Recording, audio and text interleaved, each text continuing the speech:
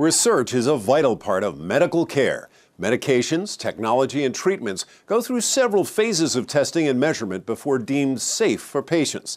There's a local effort to upgrade the standards used to protect the people who voluntarily take part in medical research. Lorene Cachola has more. Nearly half of all Americans take at least one prescription medication each day.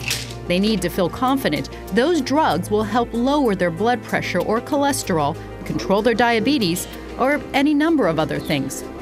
It can take years of testing to develop new drugs and other medical procedures, then find out whether they work without harmful side effects.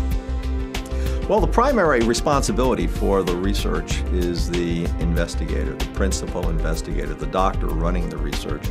And we rely very heavily on their skill and on their personal and professional integrity. Dr. Biankowski and members of the Baptist Clinical Research Institute are working to standardize medical research done throughout the Baptist Memorial Healthcare System. The Food and Drug Administration requires several levels of extensive clinical tests involving real people before allowing new drugs or treatments to be available to the public. According to the National Institutes of Health, there are nearly 115,000 clinical trials going on right now in 177 countries. Researchers are responsible for letting volunteers know the pros and cons for people taking part in medical research. Participants gain access to treatment before they become widely available, get expert care at leading institutions, and contribute to new discoveries. However, taking part in research can put a heavy demand on people's time. They may also receive treatments that may not be effective and may have serious and sometimes life-threatening side effects.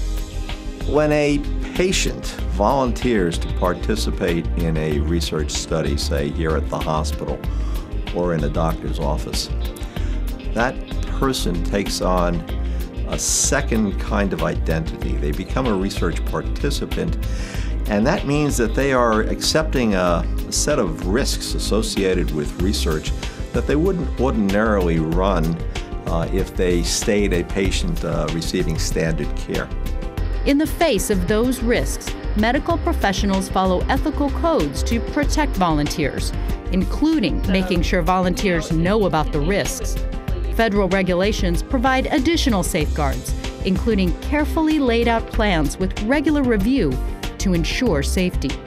In addition, the institution has a major responsibility for overseeing the research, and that is carried out through the agency of a body called the Institutional Review Board.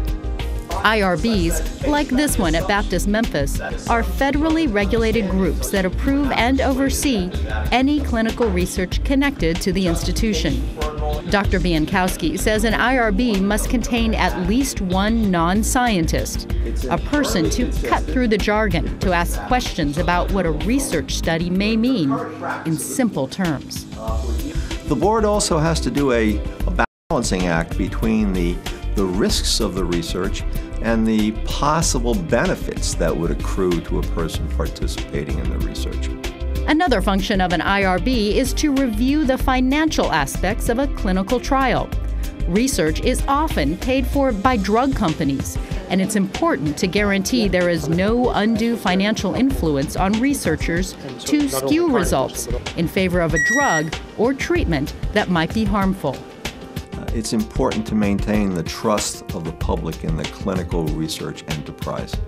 I think it's important for citizens to know, to take some comfort from the fact that the research has been reviewed by an appropriately constituted IRB. For Smart Medicine, I'm Lorene Cachola.